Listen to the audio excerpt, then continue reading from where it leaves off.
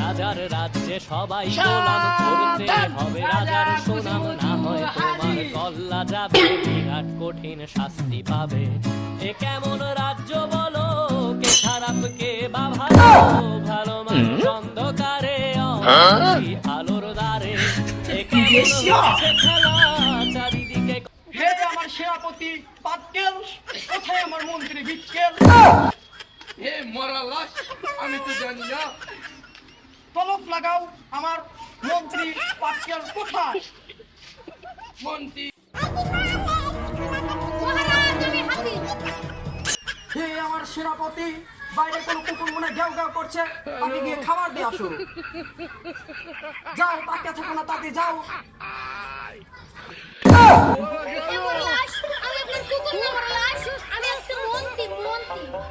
মন্ত্রী চলে এসেছে নাকি? কিন্তু মন্ত্রী এত দেরি হয়েছে কেন? মন্ত্রী ভেতরে আসো।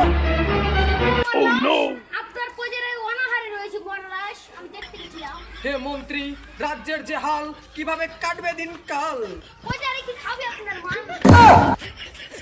হে মন্ত্রী, তুমি এটা কি কথা বললে? মন্ত্রী কি বললে তুমি? বনরাজ, আপনার সব প্রজারে সব অনাহারে মরে যাচ্ছে। এদিকে আসো, আমাদের একটা সবাই আমাদের একটা মিটিং করতেই হবে, না হলে আমাদের প্রজাদেরকে আর বাঁচানো যাবে না। কেন বনরাজ? কারণ সেনাপতি যেভাবে এসেছে, যেন আমার মনে হচ্ছে কোনো একটা ছাগল এসেছে। কি বলছেন বনরাজ? হ্যাঁ, আর আপনি এটা কি বলতে এসেছেন? আপনি একটা মন্ত্রী, আমার কুচুমুচু রাজার একমাত্র মন্ত্রী আপনি। কি বলছেন বনরাজ? আমি আপনার ছাগল নেই, আমি একটা আপনার মন্ত্রী মরা লাশ। তাহলে তুমি এই পরিবেশে কেন এসেছো মন্ত্রী? ওরফে বনরাজ, সেনাপতি। আমি তো মন্ত্রী।